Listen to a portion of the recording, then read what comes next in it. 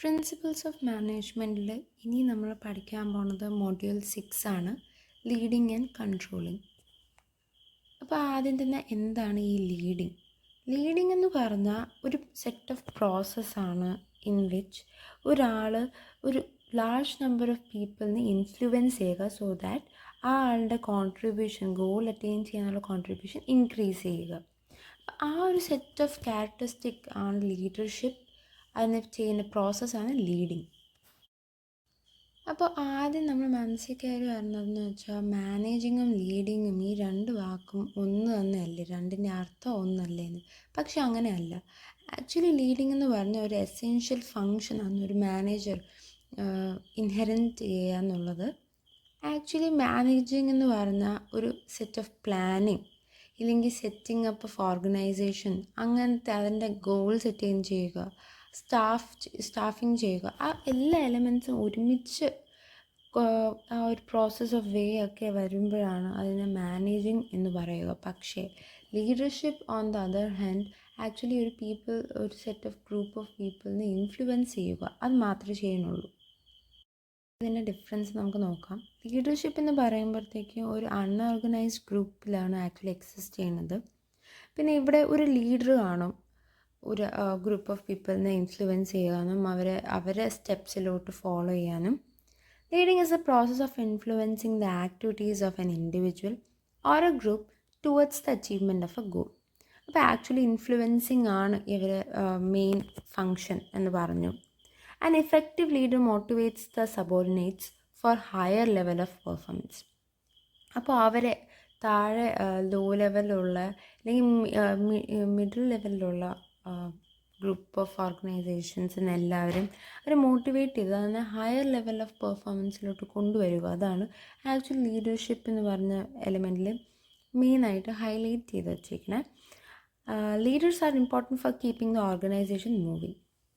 അടുത്ത മാനേജിങ്ങിലോട്ട് പോവുകയാണെങ്കിൽ മാനേജേഴ്സ് എന്ന് പറയുമ്പോഴത്തേക്ക് അവരുടെ റോൾ ആക്ച്വലി ഓർഗനൈസ്ഡ് സ്ട്രക്ചേഴ്സിൽ മാത്രമേ നീഡഡ് ആയിട്ടുള്ളൂ. അവർ റിക്വയർ ചെയ്യണത് ഒരു സെറ്റ് ഓഫ് പ്ലാൻസ് കാണും, അതിനെങ്ങനെ ഓർഗനൈസ് ചെയ്യുക, അതിനെങ്ങനെ ഡയറക്റ്റ് ചെയ്യുക, കൺട്രോൾ ചെയ്യുക, അതൊക്കെയാണ് ഒരു മാനേജർ ആക്ച്വലി ഫങ്ഷൻ ചെയ്യുന്നത്. ആ manager is essential for meeting the existing goals and objective effectively. അടുത്ത് നമ്മൾ ലീഡർഷിപ്പിനെ കുറച്ച് ക്യാരക്ടറിസ്റ്റിക്സ് ഡിസ്കസ് ചെയ്യാം. First, goal based activities. Actually ഈ ലീഡർഷിപ്പ് എന്ന് പറയുമ്പോഴത്തേക്ക് അവർ ആക്ച്വലി ഈ പീപ്പിളിനെ ഇൻഫ്ലുവൻസ് ചെയ്യുക, സോ ദാറ്റ് ഈ നമ്മൾ കോമൺ ആയിട്ടുള്ള ഗോൾസിനൊക്കെ അക്കംപ്ലിഷ് ചെയ്യുക. അതാണ് അവരുടെ മെയിൻ എയിം ലീഡർഷിപ്പിൽ. Power based activity. ആക്ച്വലി ഈ ലീഡർഷിപ്പ് ഒരു പേഴ്സൺ ആണ് അറ്റൈൻ ചെയ്യണതെന്ന് നമ്മൾ പറഞ്ഞു. അപ്പോൾ ആ ഒരു പേഴ്സണിൻ്റെ പൊസിഷൻ വെൽ ഡിഫൈൻഡും വെരി ഇൻഫ്ലുവൻഷ്യൽ ആയിരിക്കണം among employees. That means greatest power towards the leader. പിന്നെ ഇത് യൂണിവേഴ്സലാണ്, എല്ലാ ലെവൽസിലും ഇംപ്ലിമെൻറ്റ് ചെയ്യുന്നത് തന്നെയാണ്, എല്ലാ ലെവൽസിലും നീഡഡ് ആയിട്ടുള്ള ഒരു ക്വാണ്ടിറ്റിയാണ് ലീഡർഷിപ്പ്. ടോപ്പ് ലെവലിൽ മാത്രമല്ല, എല്ലാ ലെവൽസും, ലോ ലെവലായാലും മിഡിൽ ലെവലായാലും മാനേജേഴ്സ് ആയാലും എക്സ്റ്റേണൽ എൻവയൺമെൻറ്റ് ആയാലും ഏതിലായാലും യൂണിവേഴ്സൽ തിങ്കാണ് ലീഡർഷിപ്പ്. Influential process. അപ്പോൾ മെയിൻ ഫങ്ഷൻ തന്നെ ലീഡർഷിപ്പിൻ്റെ ഇത് തന്നെയാണ്, ഒരു ഗ്രൂപ്പ് ഓഫ് ഇൻഫ്ലുവൻസ് ചെയ്യുക, സോ ദാറ്റ് അവർ ഈസിലി അവരെ ഒബ്ജക്റ്റീവ്സ് അല്ലെങ്കിൽ ഗോൾസിനെ അറ്റൈൻ ചെയ്യുക. പിന്നെ സിറ്റുവേഷണൽ വേരിയബിൾസ് എന്ന് പറയുമ്പോഴത്തേക്കും ഒരു പോയിൻ്റ് ഓഫ് ടൈമിലോ അല്ലെങ്കിൽ ഒരു സ്പെസിഫിക് സെറ്റ് ഓഫ് സർക്കംസ്റ്റാൻസിലും ലീഡർഷിപ്പിൻ്റെ വെരി മച്ച് ഇമ്പോർട്ടൻസ് ഒക്കെ വരാറുണ്ട്. ക്രൈസിസ് വന്നാൽ ഏതെങ്കിലും ഒരാളെ ഏറ്റെടുക്കുകയാണ് ഇല്ലെങ്കിൽ ഒരു ഗ്രൂപ്പ് ഓഫ് പീപ്പിളിനെ ഇൻഫ്ലുവൻസ് ചെയ്യുകയാണ് to attain the strength to overcome this crisis. അപ്പോൾ ആ ഒരു സിറ്റുവേഷനൊക്കെ വരുമ്പോൾ ലീഡർഷിപ്പ് ഭയങ്കരമായിട്ട് ഇമ്പോർട്ടൻ്റ് ആയിട്ട് ആക്ട് ചെയ്യാറുണ്ട്. അടുത്ത് വരുന്നത് ഗ്രേറ്റ് മാൻ തിയറിയാണ്. ഗ്രേറ്റ് മാൻ തിയറി എന്ന് പറയുമ്പോഴത്തേക്ക് ആക്ച്വലി കറിസ്മാറ്റിക് ലീഡർഷിപ്പ് എന്നാണ്. കറിസ്മ എന്ന് പറയുമ്പോൾ ഗ്രീക്ക് വേർഡാണ്, അതിൻ്റെ അർത്ഥം ഗിഫ്റ്റ്. അപ്പോൾ ഒരു ആൾ ജനിക്കുമ്പോൾ തന്നെ ലീഡർഷിപ്പ് ക്വാളിറ്റീസ് അറ്റൈൻ ചെയ്തുകൊണ്ടാണ് ജനിക്കുന്നത് എന്നാണ് പൊതുവെ പറയുക. അപ്പോൾ no matter what group such a natural leader finds himself in, he will always be recognised for what he is. അപ്പോൾ ലീഡർഷിപ്പ് എന്ന് പറയുന്നത് ഇൻബിൽഡ് ആയിട്ടുള്ളതാണ്. വെൽ ട്രെയിൻഡ് ആക്കി ലീഡർഷിപ്പ് ക്വാളിറ്റീസ് നമുക്ക് അറ്റൈൻ ചെയ്യാനൊന്നും പറ്റില്ല. അപ്പോൾ according to this theory leadership actually കുറേ ക്വാണ്ടിറ്റീസിനെ ഒക്കെ മിക്സ്ചർ ചെയ്തുകൊണ്ടാണ് ലീഡർഷിപ്പ് ക്വാളിറ്റി നമുക്ക് അറ്റൈൻ ചെയ്യാൻ പറ്റുക.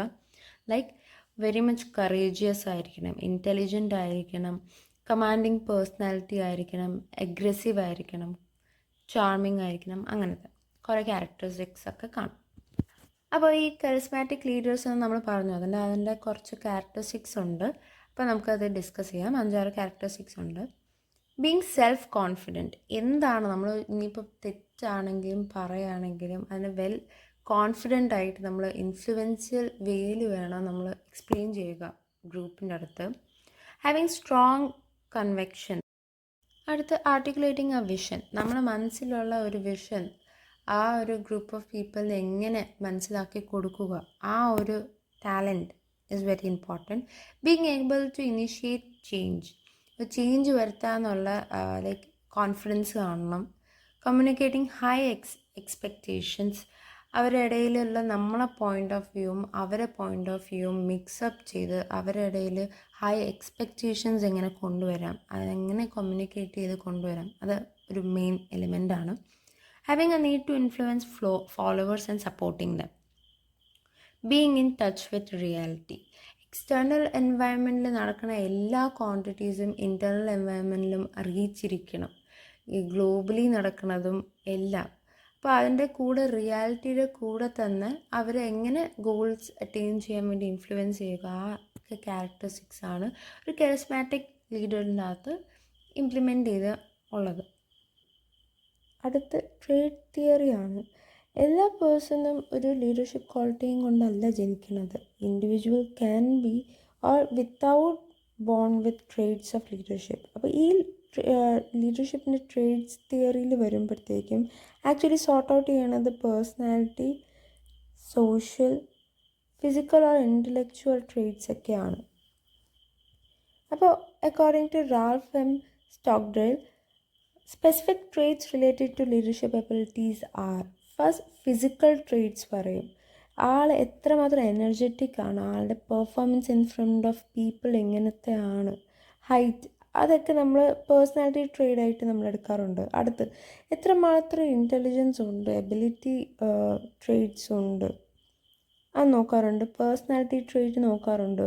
ആളെങ്ങനെയാണ്, അഡാപ്റ്റീവ് ആണോ അതോ അഗ്രസീവ് ആണോ, എൻതൂസിയാസ്റ്റിക് ആണോ, സെൽഫ് കോൺഫിഡൻസ് ഏത് ലെവൽ വരെ ഉണ്ട്, അതൊക്കെയാണ് പേഴ്സണാലിറ്റി ട്രേഡ് ആയിട്ട് എടുക്കുന്നത്. ടാസ്ക് റിലേറ്റഡ് ട്രേഡ് എന്ന് പറയുമ്പോഴത്തേക്കും അച്ചീവ്മെൻറ്റ് ഡ്രൈവ്സും ഇനിഷ്യേറ്റീവും ഒക്കെയാണ്. സോഷ്യൽ ക്യാരക്ടറിസ്റ്റിക്സ് എന്ന് പറയുമ്പോൾ ആൾ എത്രമാത്രം കോഓപ്പറേറ്റീവ് ആണ്, ഇല്ലെങ്കിൽ ഇൻ്റർപേഴ്സണൽ സ്കിൽസ് എങ്ങനെയൊക്കെ ഉണ്ട്, അഡ്മിനിസ്ട്രേറ്റീവ് എബിലിറ്റി ഒക്കെ എങ്ങനെയുണ്ട്, അതൊക്കെയാണ് സോഷ്യൽ ക്യാരക്ടറിസ്റ്റിക് ആയിട്ട് നമ്മൾ എടുക്കുന്നത്. അടുത്ത് ഇത് മാത്രമല്ല, റീസെൻറ്റ് സ്റ്റഡീസിൻ്റെ അക്കോർഡിംഗ് അഡീഷണൽ ട്രേഡ്സും ഉണ്ട്. അപ്പോൾ അതിലാദ്യം ഡ്രൈവ് എന്ന് പറയുമ്പോൾ ആളുടെ മോട്ടിവേഷൻ ലെവൽ എങ്ങനെയാണ്, എനർജി എങ്ങനെയാണ്, ആൾ എത്രമാത്രം അംബിഷ്യേറ്റീവ് ഉണ്ട്, പിന്നെ ഇനിഷ്യേഷൻ എന്നൊക്കെ എങ്ങനെയാണ്, അതൊക്കെ നോക്കാറുണ്ട്. 7ാമത്തേന്ന് പറയുന്ന ലീഡർഷിപ്പ് മൂവ്മെൻ്റ് ആണ്, മോട്ടിവേഷൻ. അപ്പോൾ ഇത് ആസ്പിറൻറ്റ് എത്രമാത്രം മോട്ടിവേറ്റ് ചെയ്യാൻ പറ്റും വിത്തൗട്ട് ദെയർ പവർ ഒക്കെയാണ് 7ാമത്തെ പോയിൻ്റ് പറയുന്നത്. Honesty, integrity and self confidence.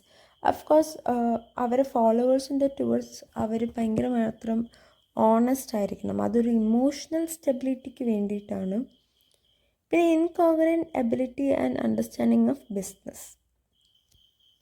അടുത്ത് ഇവിടെ കുറേ set of traits and skills തന്നിട്ടുണ്ട് which actually differentiate leaders from non leaders. ഇപ്പോൾ ട്രേറ്റ്സ് എന്ന് പറയുമ്പോഴത്തേക്കും adapted to situation, alert to social environment, ambition, cooperative, dependable, dominant, energetic, അങ്ങനെ കുറേ ക്യാരക്ടറിസ്റ്റിക്സ് ഉണ്ട്. പിന്നെ സ്കിൽസ് എന്ന് പറയുമ്പോഴത്തേക്കും ക്ലെവർ ആയിരിക്കണം, ഇൻ്റലിജൻറ്റ്, അപ്പോൾ ക്രിയേറ്റീവ്, ഡിപ്ലോമാറ്റിക്, സോഷ്യലി സ്കിൽഡ്, അങ്ങനത്തെ. അത് കണ്ടിൻജൻസി അപ്രോച്ച് ടു ലീഡർഷിപ്പാണ്. ഈ ഒരു അപ്രോച്ച് ആക്ച്വലി ഗ്രൂപ്പ് ഹാഷ് ഫോളോവേഴ്സും ലീഡേഴ്സിൻ്റെ ഇടയിലുള്ള ഇൻട്രാക്ഷനിലാണ് എക്സിസ്റ്റ് ചെയ്യുന്നത്. ആക്ച്വലി ഈ പീപ്പിൾസ് ഇല്ലെങ്കിൽ ഫോളോവേഴ്സ് ആക്ച്വലി ഈ മോട്ടിവേഷൻ്റെ അക്കോർഡിംഗ് ഇൻഫ്ലുവൻസ് ആവുന്ന കാരണം അവർ ഓൺ റീസൺ ആയിട്ടുള്ള പേഴ്സണൽ ഡിസയേഴ്സ് അതിൽ നിന്ന് അക്കംപ്ലിഷ് ചെയ്യാൻ ഒരു ഓഫറിങ് ആയിട്ടാണ് അവർ ബിലീവ് ചെയ്യുന്നത്. അപ്പോൾ ഫെഡ്ലർ തന്ന തിയറിയുടെ അക്കോർഡിംഗ് നമ്മൾ പറയുകയാണെങ്കിൽ ആക്ച്വലി ഒരു ലീഡർ ഫുള്ളി ലീഡർഷിപ്പ് അറ്റൈൻ ചെയ്യാൻ പറ്റില്ല. അവരെ ഇൻബിൽഡ് ആയിട്ടുള്ള ക്വാളിറ്റീസ് മാത്രമല്ല, അവിടെ റീസെൻ്റായിട്ട് റിയാലിറ്റിയിൽ നടക്കുന്ന ക്രൈസിസും അവിടെ നടക്കുന്ന സിറ്റുവേഷണൽ ഫാക്ടേഴ്സൊക്കെ ഇൻഫ്ലുവൻസ് ചെയ്യുമ്പോൾ മാത്രമേ ലീഡർ ആവി തന്നെ ചെയ്യുക. അപ്പോൾ അതിൻ്റെ according there is no best way for managers to lead. Fiedler actually 2 leadership സ്റ്റൈൽസിനെയാണ് എക്സ്പ്ലെയിൻ ചെയ്തിട്ടുള്ളത്. ഒന്ന് ടാസ്ക് ഓറിയൻറ്റഡും സെക്കൻഡ് ഹ്യൂമൻ റിലേഷൻ ഓറിയൻറ്റഡായി. ടാസ്ക് ഓറിയൻറ്റഡ് എന്ന് പറയുമ്പോൾ ലീഡേഴ്സ് ആക്ച്വലി അറ്റൈൻ ചെയ്യുന്ന സാറ്റിസ്ഫാക്ഷൻ എന്ന് പറയുന്ന ടാസ്കിൻ്റെ പെർഫോമൻസിൻ്റെ ബേസിസിലാണ്. ഹ്യൂമൻ റിലേഷൻ ഓറിയൻറ്റഡ് എന്ന് പറയുമ്പോഴത്തേക്കും ഈ ലീഡേഴ്സ് ആക്ച്വലി ഈ പേഴ്സണൽസ് അല്ലെങ്കിൽ എംപ്ലോയേഴ്സിൻ്റെ ഇൻ്റർപേഴ്സണൽ റിലേഷൻഷിപ്പിനെ ഡിസ്കസ് ചെയ്തും അവരെ അങ്ങനെ മോട്ടിവേറ്റ് ചെയ്യുകയൊക്കെ ചെയ്യുമ്പോഴാണ് ഹ്യൂമൻ റിലേഷൻ ഓറിയൻറ്റഡ് എന്ന് പറയുക. അടുത്ത ലീഡർഷിപ്പ് സ്റ്റൈൽസ് ആണ്. നമ്മൾ നേരത്തെ ചെറുതായിട്ടൊന്ന് പറഞ്ഞായിരുന്നു. 2 മേജർ സ്റ്റൈൽസ് ആണ് ഉള്ളത്. First is task oriented, second is interpersonal relationship oriented. Task oriented എന്ന് പറയുമ്പോഴത്തേക്കും നമ്മൾ വേരിയസ് ടാസ്ക് അല്ലെങ്കിൽ ഗോൾസിൻ്റെ അക്കോർഡിംഗ് ആയിരിക്കും ലീഡേഴ്സ് ആക്ച്വലി എംപ്ലോയീസിൻ്റെ ഇടയിലുള്ള കമ്മ്യൂണിക്കേഷൻസ് ഒക്കെ ബിൽഡപ്പ് ചെയ്യുന്നത്. അടുത്ത തന്നെ ഇൻ്റർപേഴ്സണൽ റിലേഷൻഷിപ്പ് ഓറിയൻറ്റഡ് ആണ്.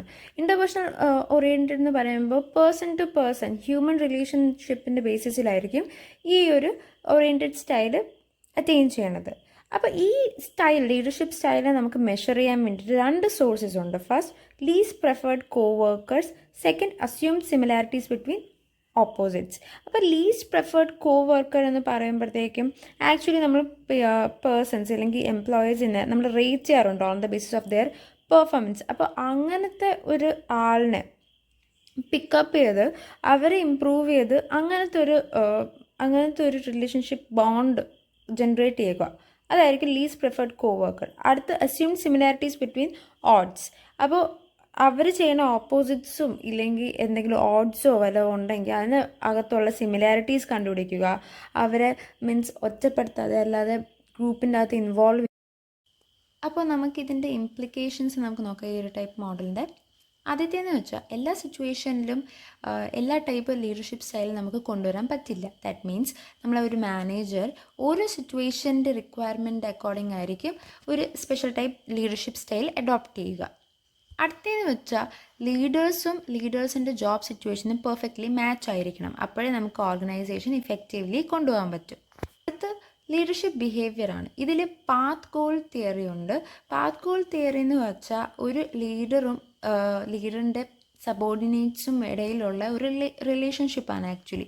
അപ്പോൾ ഇതിനകത്ത് മെയിൻ ഫങ്ഷൻ എന്ന് വെച്ചാൽ ഈ ലീഡറിനെ ഓരോ സബോർഡിനേറ്റ്സിനും അവരെ ഗോൾസ് അച്ചീവ് ചെയ്യാൻ വേണ്ടിയിട്ടുള്ള ഈസിയസ്റ്റ് പാത്ത് ഇല്ലെങ്കിൽ ഒരു ബെസ്റ്റ് പാത്ത് അഡോപ്റ്റ് ചെയ്ത് കൊടുക്കുക, അവരെ ഹെൽപ്പ് ചെയ്യുക. അടുത്ത് സിറ്റുവേഷണൽ ഫാക്ടേഴ്സ് എന്ന് വെച്ചാൽ ഇതിൻ്റെ അകത്തുള്ളതെന്ന് വെച്ചാൽ ആദ്യത് ക്യാരക്ടറിസ്റ്റിക്സ് ഓഫ് സബോർഡിനേറ്റ്സ്.